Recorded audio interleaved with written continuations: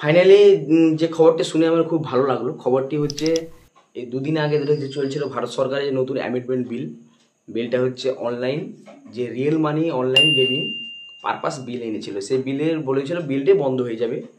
তো আমি ভাবিনি যে মানে এত তাড়াতাড়ি, মানে আজকেই খবরটা কিছুক্ষণ আগে পড়লাম, দেখলাম রাষ্ট্রপতি সাইন হয়েছে, মানে বিলটা আলটিমেট কনফার্ম হয়ে গেছে। অনলাইন গেমিং বন্ধ, কাল থেকে অনলাইন গেমিং বন্ধ। তো এই অনলাইন গেমিং কী রয়েছে আমরা সবাই জানি, ড্রিম11, মাই11 সার্কেল, রামি সার্কেল, এই ধরনের যে রিয়েল মানি যেসব গেমিং আছে ওগুলো কাল থেকে পুরো বন্ধ। তো ভারত সরকারের এই উদ্যোগটাকে আমি স্যালুট জানাই। এত তাড়াতাড়ি যে করবে আমি নিজের থেকে ভাবতে পারিনি। আমি প্রথমে ভেবেছিলাম কোনো সংশয় নিয়ে আনবে, যে একবারে ব্যান করে দিবে, তা নয়। কারণ আমার এই চিন্তার কারণ কী ছিল, যে রেভিনিউটা ভারত সরকার পেত প্রায় 20,000 কোটি টাকার মতো, মানে ফিউচারিস্টিক শেয়ার মার্কেটেরও ফিউচারিস্টিক, মানে গেমিংটা ফিউচারিস্টিক সেক্টর ধরা হতো।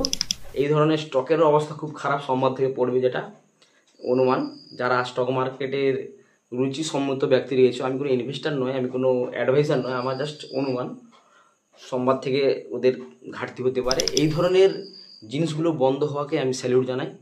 তো এইটা বলার ছিল। তো এত তাড়াতাড়ি যে অ্যামেন্ডমেন্ট হবে বা বিল হবে আমি কোনোদিন ভাবিনি।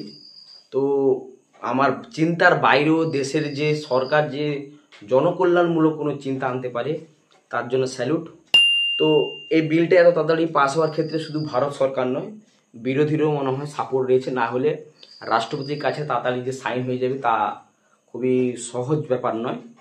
তো এটাই আমার বলা ছিল। জয় হিন্দ। পরে কোনো মানে আমার মনে লাগার কোনো মতো কিছু হলে ভিডিও করে দেখাবো। ভাইয়ের পাশে থাকুন, এটাই বলতে চাই।